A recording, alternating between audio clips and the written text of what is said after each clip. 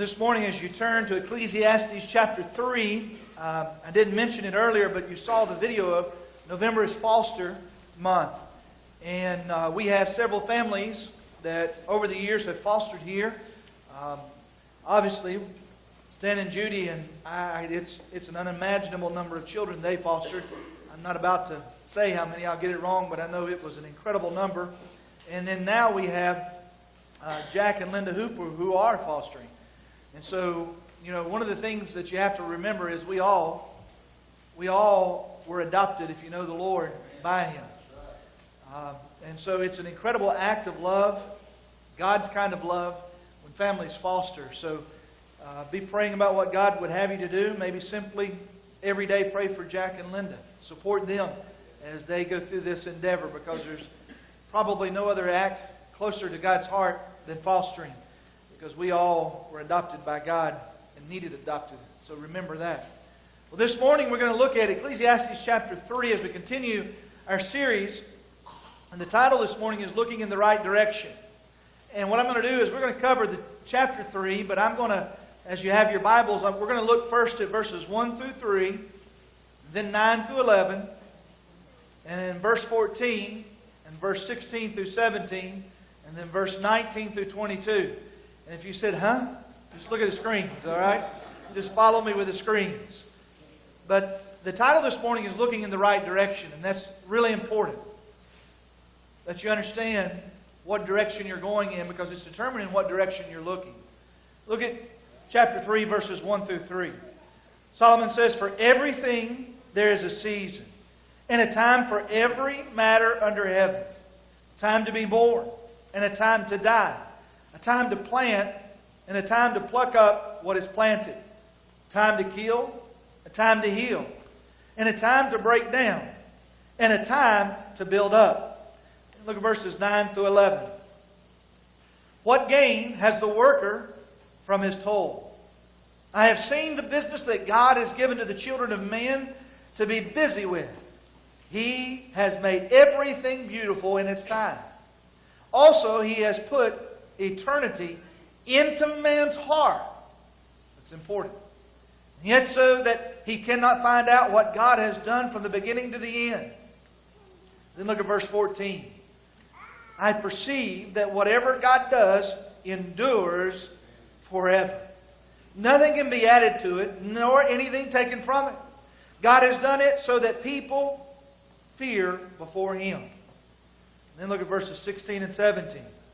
"Moreover, I saw under the sun that in the place of justice, even there was wickedness. And in the place of righteousness, even there was wickedness." It's a fact. Verse 19 through 22. "For what happens to the children of man and what happens to the beast is the same. As one dies, so dies the other. And they all have the same breath. And man has no advantage over the beast, for all is vanity. All go to one place.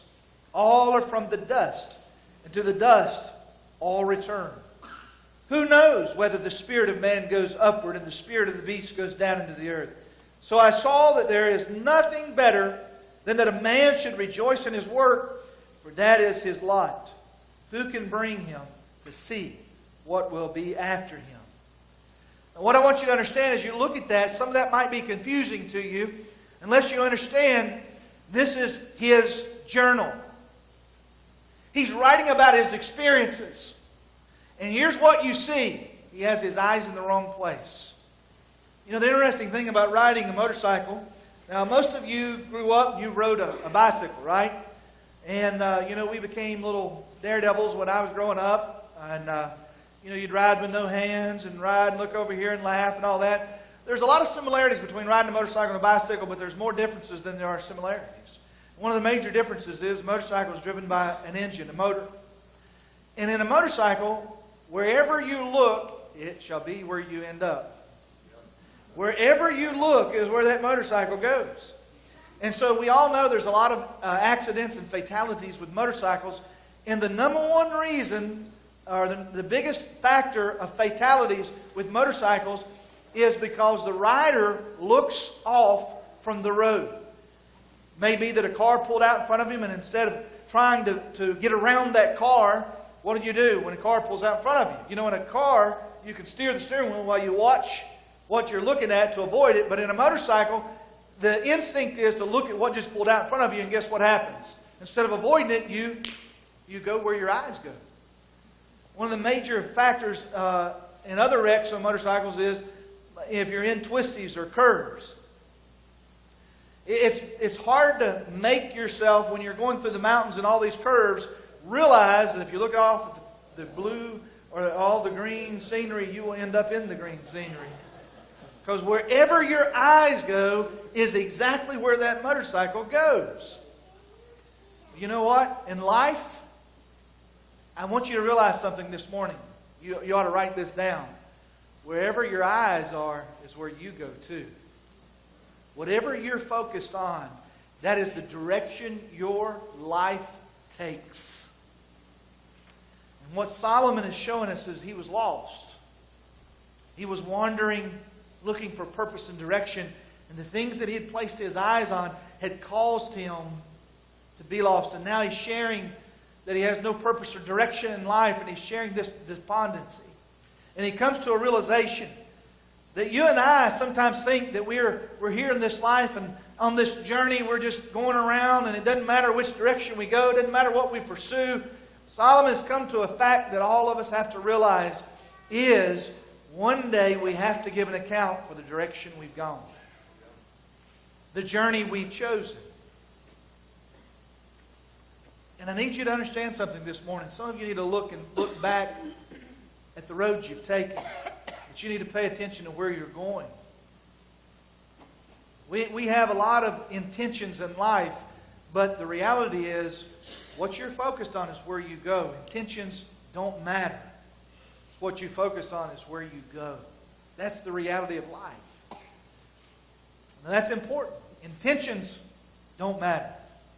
But your focus determines your direction. Solomon comes to this and he's in a realization that we don't have forever to figure out the right direction. You know, it's Veterans Day, and I'm reminded of something that I read. It said on Veterans Day, November the 11th, 1963, President John F. Kennedy, he visited Arlington Cemetery. If you've ever been there, it's a magnificent sight. It's awe, and then it's almost sad at the same time to recognize the sacrifice of so many for our freedom. It gets you right here. And as he visited the cemetery, he had the same kind of experience to pay his respect to America's fallen heroes. And as he was gazing out over the rolling Virginia hillside there from the Arlington house, he remarked, "It is so beautiful that I could stay here forever." And then 2 weeks later, his coffin, his flag-draped coffin, came back to Arlington Cemetery to spend the rest of his days. His favorite passage is Ecclesiastes, or it was Ecclesiastes chapter 3, 1 through 8. In those verses, we find a lot of truth about life. And it matters what direction you're looking, because that's the direction you're going. I often, as I minister, you understand my job is under shepherd. I give an account to the shepherd. My job is under shepherd. And sometimes from the side of the road, I look at some folks and I see the direction they're going, and they try to convince you they're going in a different direction. That's their intent. They have great intentions. But you cannot go in a different direction in which you're focused, or on whom you're focused.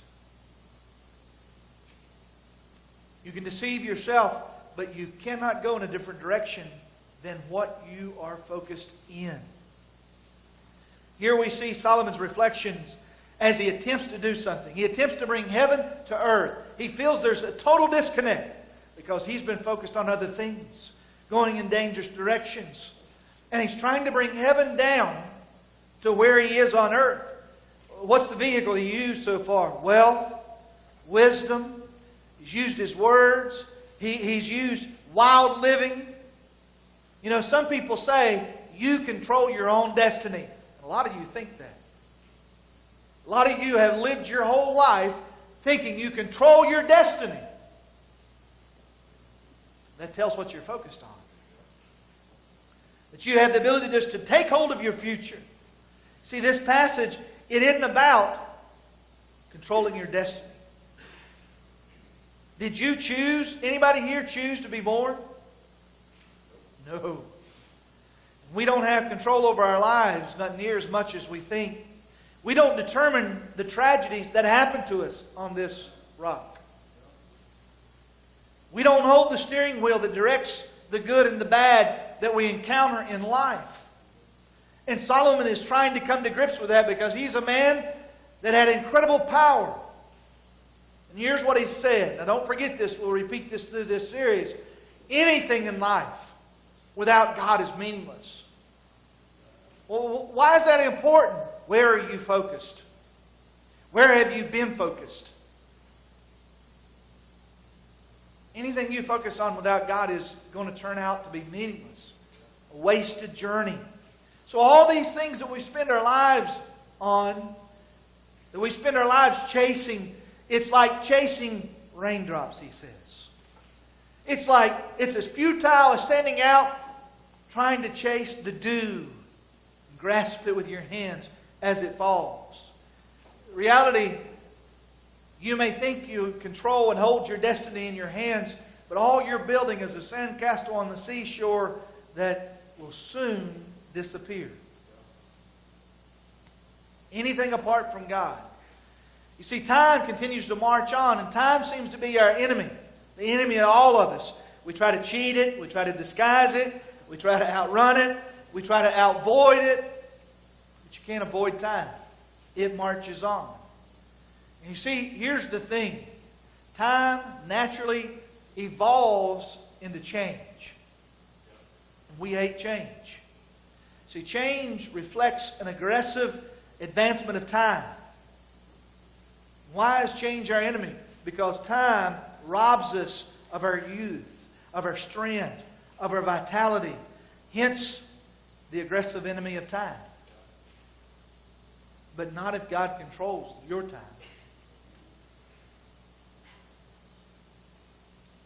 That's important that you think about that this morning. See, ultimately, it's about God's time. It's about God's moving and God's purposes. Solomon discovers something here. He saw something that he could not manipulate, that he could not bind, that he could not change. He said there's something above man. You understand there's something above us who is in charge. We don't control our destiny. He also realized that there's something that links us to eternity. Every one of us here that was born will live for eternity. And he's coming to this realization. And he said there's something around us. You know what's around us? Suffering. All of us. And he says there's something in front of us. Look up here. That's judgment. Judgment is in front of every one of us. Every one of us. Solomon now comes clean. He decides to be honest. And he said, you know what my greatest problem is? I have a problem with God. What is the problem? He says, how could a good God be perfectly good and perfectly powerful and yet allow all the suffering that I see go on around me? You see, suffering in some sense suggests that God's really not good. How could He be good and allow suffering? One man who struggled with this, he was a rabbi, Rabbi Harold Kishner. After his 3-year-old died of an incurable disease, he began to ponder this thing, and he wrote a book that was just a few years ago was incredibly popular. And the title is When Bad Things Happen to Good People. And here's what he concluded. God is all loving, but He's not all powerful, because he said if God was all powerful, He would not allow suffering. He is all loving, but He's not all powerful. Because if He was all powerful, He would take suffering out of our earthly experience. In his view, he felt like that God wound the earth up, created us, loved us, wound it up, stepped away from it, and in the end, when the chips fall and settle, He'll come back and pick up what's left. In his view, and many people's view today, they believe that we're kind of in the situation, kind of like the disciples when they were in the boat on the sea and the storm began to come. Many people believe that when the storm comes and you cry out to God, God says, you know what? Sorry, that's not my responsibility. It doesn't offer much hope in the world, does it? So what do we do when tragedy strikes? You see, Solomon is beginning to come to his senses in chapter 3. He is focused on so many other things in place of God that he's gotten so disconnected, so disillusioned, that all he can see is tragedy around him. He's no longer, he hadn't been for years, 40 to be exact, focused on God. It's interesting. He wants now, at this point in his life, because remember, look up here. The thing all of us have to come to terms with is judgment, and facing judgment is still in front of all of us. If you're here this morning and you're drawing breath, that's still in front of us. So Solomon says, why isn't God more involved? Right here in this passage, he says, he uses the word time 29 times. He's beginning to want to focus back toward God, to the answers in life, because he's coming to the realization he's going to have to face God. First thing I want us to look at, I want you to take your pencils there. In point number 1, it says, purpose in life comes through seasons. What I want you to do is write in the front of that, our purpose in life comes through seasons. It's interesting to me that I did it, you've done it, we all do it. When we're in a certain season of life, youth,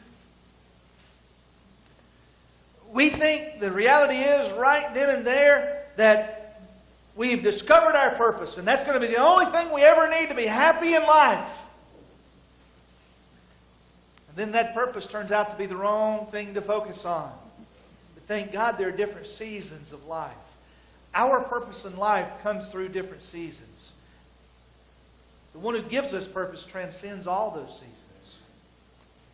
As you look here, I'm reminded of it. That's what Solomon is saying. As a pastor, I go into the hospitals, and it's never been lost on me that as I go in, when a couple has a baby, I can go down toward the nursery side of the hospital, and here's all this joy, excitement, celebration. But it's never been lost on me just a floor down. There's great sorrow. As those are coming into the world, those below us are leaving the world. And in that same little place, there's incredible joy, excitement, celebration in that season of their lives. And then just down the hall, literally, there's incredible tragedy and suffering and loss. But that's life. Right there is a season of sorrow and a season of joy only a few feet away. That's what Solomon's doing. He's looking up. And what he's realizing is this: God is at work in time accomplishing His purposes. See, we find satisfaction in life when we realize that there's just not one season to life. There's multiple seasons. And as we go through those seasons, some are filled with joy and excitement, some with tragedy and suffering. But how do we make it through those seasons?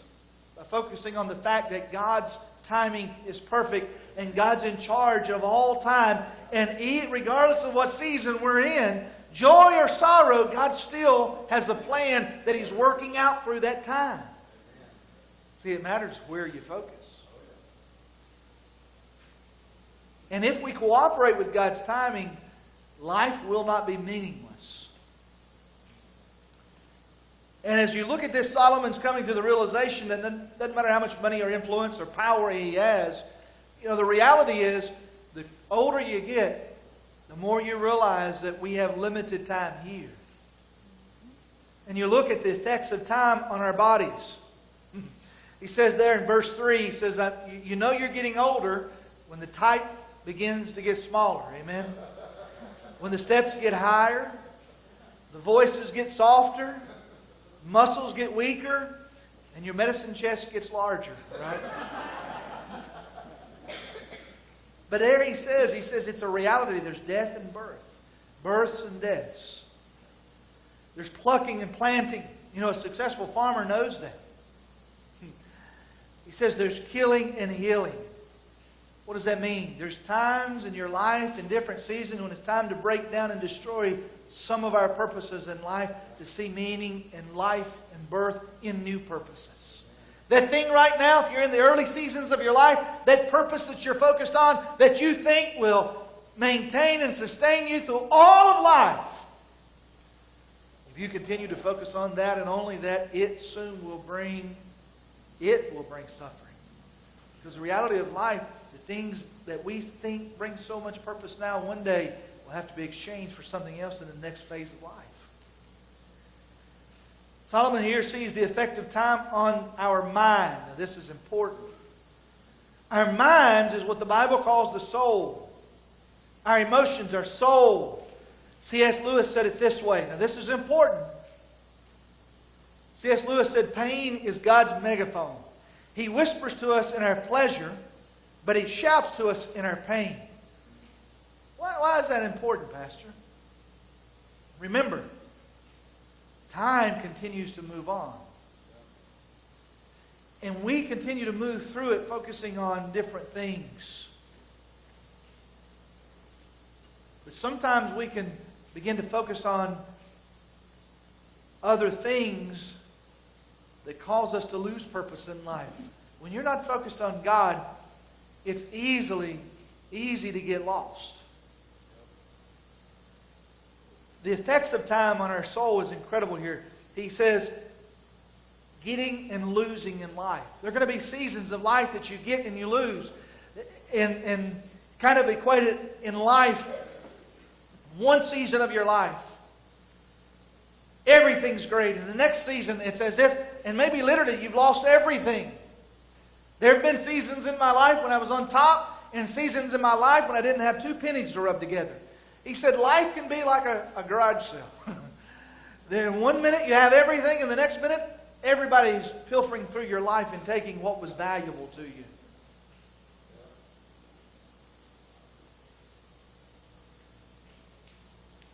He said there's seasons of tearing up and mending.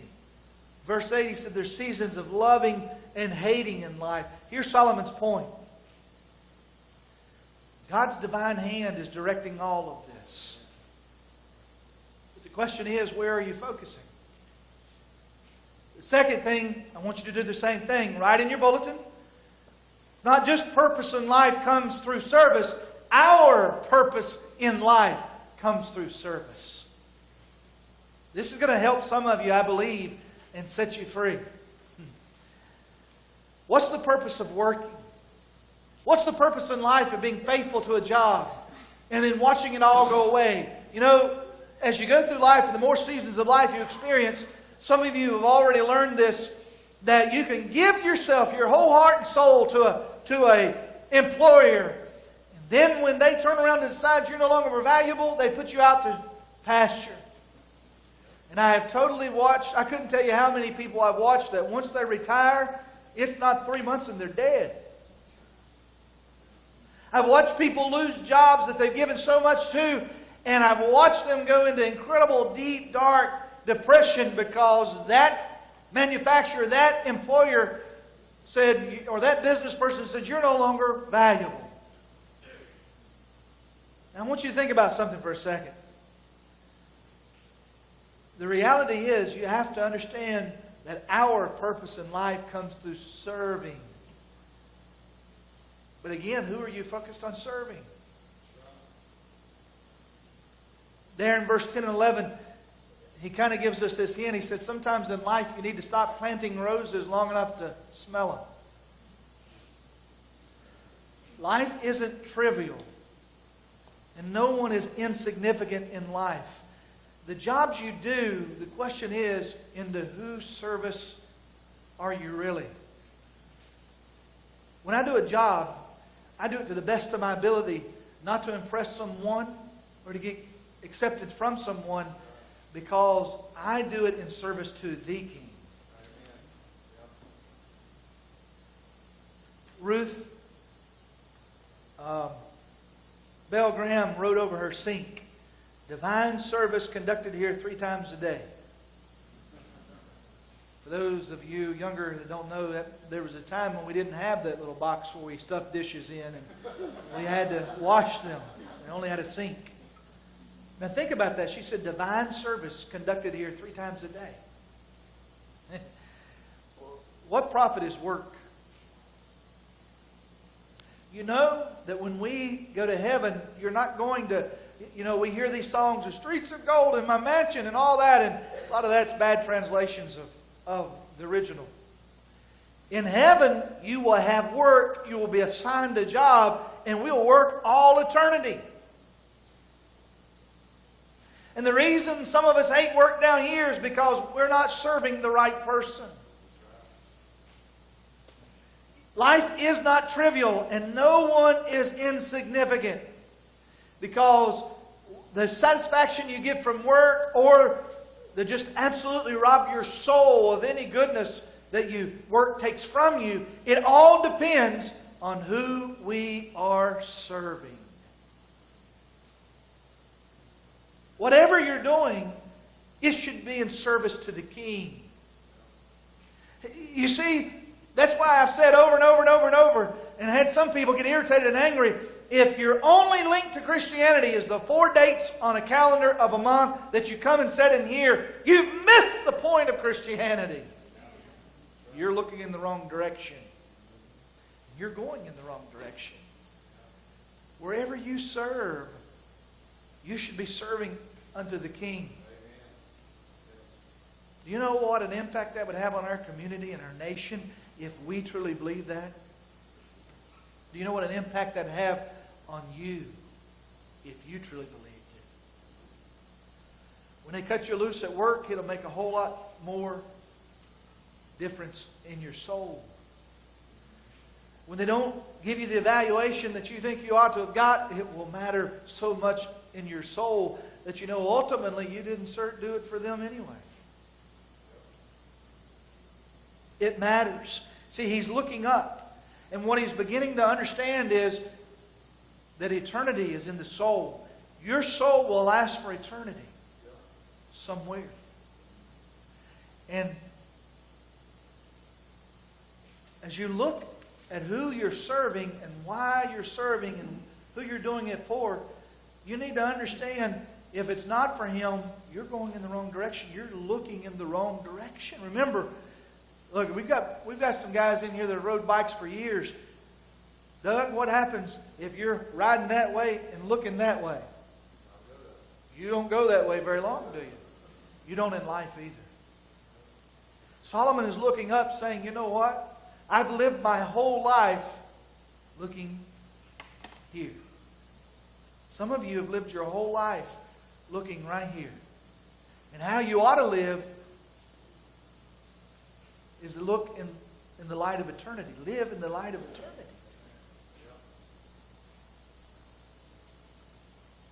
Our purpose in life comes through service. As he's looking up, he's realizing that. And he asks this question, is there really any value of labor? It is when God is in the picture.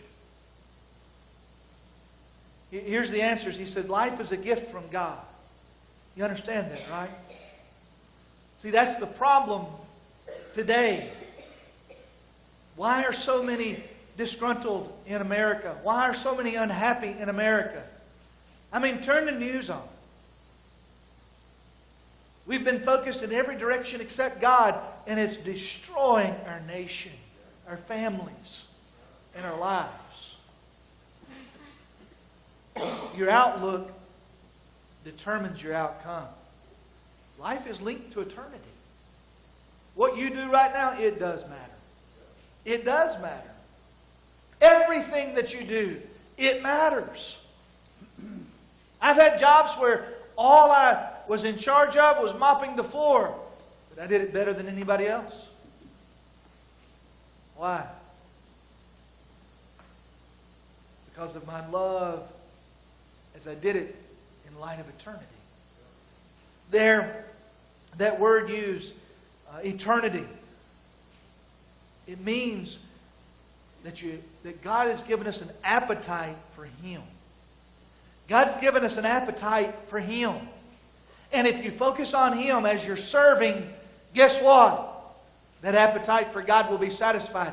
But if you're focused on other things, of what you will get out of what it is you're focused on, you will never satisfy that appetite. You'll never have enough money. $1 more is all you'll ever do in life, is looking for it. You'll never have enough pleasure. You'll never have enough things. You'll never have enough.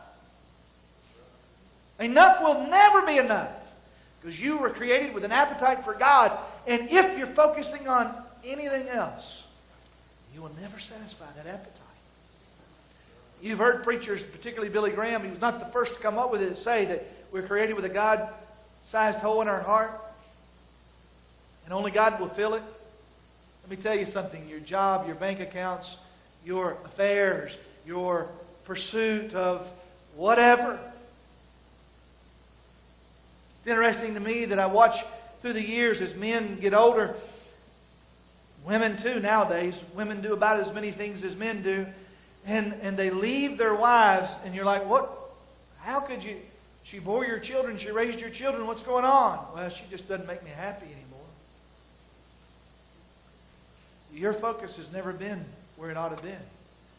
And the next woman won't make you happy, or the next car, or the next house, nor the next job. It won't make you happy either. Only one thing satisfies that appetite. Service to the King. Focus on Him. British preacher William Sangster, he developed muscular atrophy. And he made 4 resolutions. He said, number 1, I will never complain. Number 2, I will keep my home bright. Number 3, I will count my blessings. And number 4, he said, I will try to turn it to gain. What do you think he was focused on? He was focused on the King, wasn't he? He wasn't focused on what he had lost in life. I can't tell you how many people I see get in their older years and they look back at life and they say, well, you know what? I didn't get to experience that in life. I'm going to throw this marriage away and do it now. What were you focused on?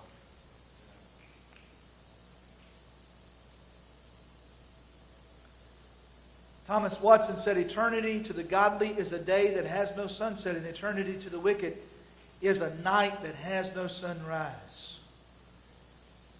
It's hard for us to comprehend time. But as you look at life, your satisfaction in life comes from who you're focused on. Because that's the direction.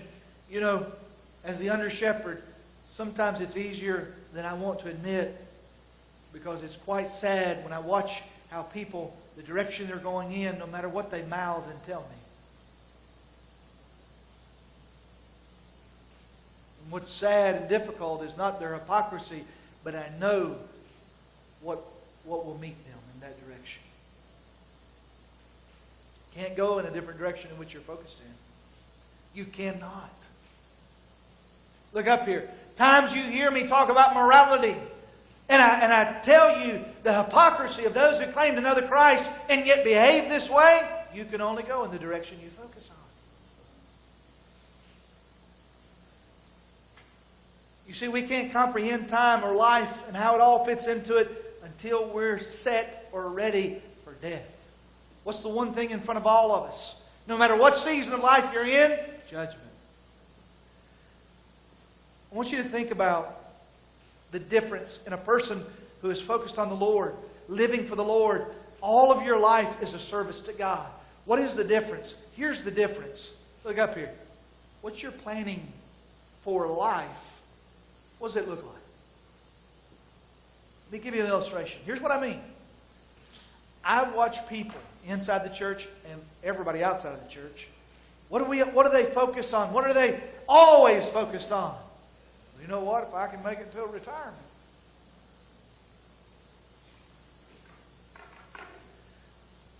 Those statements generally tell me you're not focused on the King. Every day you live in service to the King. Man, if your only focus is living till retirement, when you get there, why do so many people, I can't tell you how many people I've known that died shortly after retirement. Why? It didn't bring what they thought it was going to. The question isn't, does what I'm doing matter? Look up here. The question is what I'm doing, does it matter to God? Look at your life right now. Answer that question. The question is not important. The wrong question is what I'm doing, does it matter? No, the right question is what you're doing, does it matter to God? Because until you can answer that, you won't be focused in the right direction. That doesn't mean that you say, well, you know what? I'm going to serve the Lord in the church. I'm going into full-time ministry. Hey, look. That's not the question. That's not the answer to the question. You could be... I've known some godly CPAs. And I am the man I am today in Christ because of those godly CPAs. The question is not, do I have the right vocation? The question is, and what I'm doing, does it matter to God? Are you doing it in such a fashion that you're serving God? That's the question. There in verse 16, look what he says.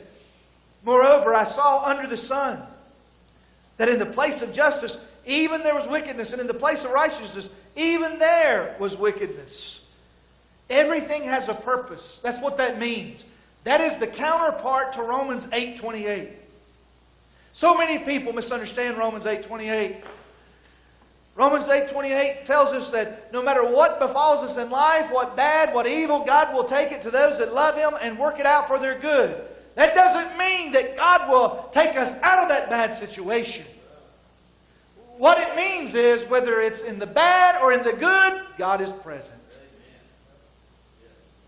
And if what you're doing matters to God and you're focused on God, He'll see you through. And you'll make it through. The problem is, we only accept Romans 8:28 in the good seasons. We don't much like to quote it in the bad seasons, right? But what it means is the same thing verse 16 means here, is that God's ever present in both the good and the bad. Man, that'll make you live differently in the bad. And it'll make you live differently in the good, if you understand that. What is the point? God is present in both. And we have to trust God in both seasons of life. We have a choice when it comes to hardships. We can either blame God or we can be bitter. We can either believe God and grow sweeter or ignore God and grow bitter. Hudson Taylor often quoted a poem that God blesses us in our good, and unblessed good is ill, and all is right that seems most wrong, if it be His sweet will. So, Pastor, you've still not answered that question. How could a good God allow evil? Is He not all-powerful, or is He not all-loving? Here's the answer. And some of you are going to say, well, I don't understand that. And that could be the root of that lack of understanding, could be I don't like that answer. But if you're focused on Him, this will be the answer you want to hear, because it's the best. It's the correct answer. The question of evil and a good God, I mean, let's look at it in reality. Why did God allow 9/11 to happen? Nearly 3,000 people snuffed out. Why does He allow all these school massacres and all these terrible things? If He's a good God, why does He allow these? The truth of the matter is, here's the answer. All we really need to do is trust God. Now, don't turn me off yet. Why should we just trust God? Because God didn't intend our world to be full of pain and suffering. God never intended it. We're responsible for that. He said that sin would bring death. Do you know the first effects of sin and death? The first stages of sin and death is pain and suffering. If God were to step in right now and take away the pain and suffering right now, it would leave us in our sinful state. That means we would be eternally separated from God. That's far worse than enduring the pain and suffering of the now for the later. The real question is, why doesn't God move in light of our sinfulness? Why doesn't God just snuff us out? That's the real question. The issue of sin is so serious that He sent His Son to come and offer up Himself for us. If God did away with sin, it would destroy God's own character. Destroying His goodness, man, that's far worse than enduring suffering in the present, isn't it? Here's the reality. He loved us enough to suffer and die for us, that we would not have to know the wrath of God. You may say that's not a good answer. See, that's Solomon's point here. But listen to me. Here's the real answer. The right answer. We don't have to understand all of it. We just have to understand the one that does understand it all. I know some of you are thinking that's just too simple. That's just you shirking, trying to deal with these difficult questions. It's not simple. It's faith. It's not simple. Trusting God in the middle of these terrible tragedies that we all go through, and suffering that we all will go through in some stage of life, that's not simple. That's faith. Isaiah 55:9, for as the heavens are higher than the earth, so are my ways higher than your ways. My thoughts than your thoughts. You see, if Romans 8:28 is true, verses 14 and 15, chapter 3 is also true. Listen to what it says. I perceive that whatever God does endures forever. Nothing can be added to it, nor anything taken from it. God has done it so that people fear before Him. That which is, already has been. That which is to be, already has been. What does that mean, Pastor? The sun rises every morning. And the whole world depends on the sun to rise every morning. Correct? God is more faithful than the sun rising every morning. And we are in His hands. That's what that means. Third thing is, and again, write the word our. Or put me. Or my purpose in life. Our purpose in life comes through surrender. See, suffering and pain means nothing in life, nor will it result in any understanding until you surrender to the one that holds us in His hands. If God is in charge, how do you explain the guilty being set free, preacher? How do you explain the innocent being penalized? Well, stay with me, because there's an answer. That's what Solomon is seeking. He's looking from his throne, and he's looking at all the injustice around, and he's wondering, if God is so good, why do the just suffer and the wicked prosper? It's interesting, this morning I read through 9, 10, and 11 of the Psalms this morning, and it's the same thing that David is wrestling with, but ultimately David comes to the conclusion that justice will always come. 1998, Mark Dalier was convicted of killing a 94-year-old woman in England. They convicted him because of his ear print. Witnesses had said whoever killed the 94-year-old woman, they had placed their ear to a window, and so they'd taken an ear print and matched it to this mark. And so he was imprisoned for a crime he didn't commit. It wasn't for 7 years until DNA testing came into play that proved he was innocent. See, that's what's going on here with Solomon. 4 times in this passage, he looks around and he said, but I saw, God, you say you're good, but I saw this unjust reward or this injustice rewarded, and I saw this, and I saw this. But who holds time? In this one season of life, Solomon's trying to judge and sum up the character of God, that God's not limited to time. See, Solomon's focused on the wrong thing. See, that's what verse 17 means. Time of reckoning, look up here, is coming. A time of reckoning is coming. And the judge and the justice is on its way. Man, if you don't understand anything about the New Testament, that's the one thing the whole book of Romans tells us, that the judge and justice is on its way. All will have their day in court. All of us will have our day in court. Verse 18 tells us, like the dog, our body will crumble and fade. Yet, unlike the dog, our soul will live eternally.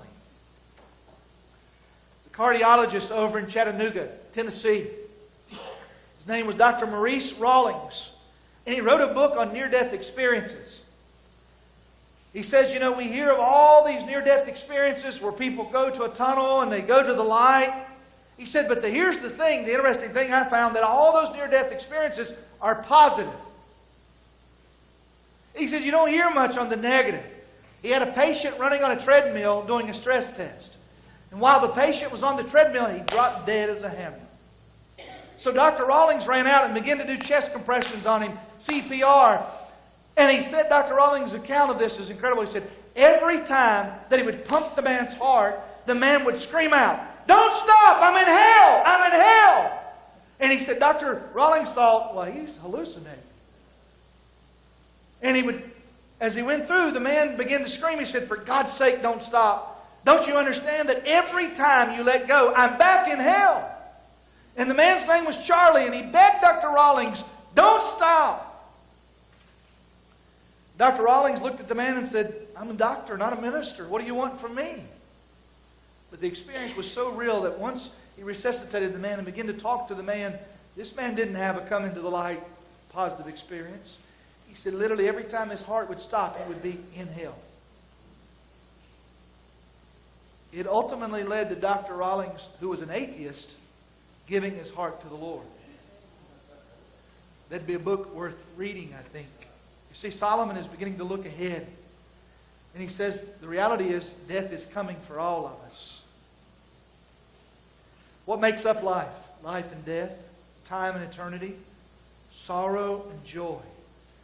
See, time moves swiftly. It gets away from all of us. But God is in control. And literally, listen to what Solomon has discovered. God's collecting time. How could God be in control, Pastor, with all the wickedness and the injustice? You see, God uses even pain and evil and suffering to accomplish His will. When will He judge it? He is judging it now. Sentencing is coming.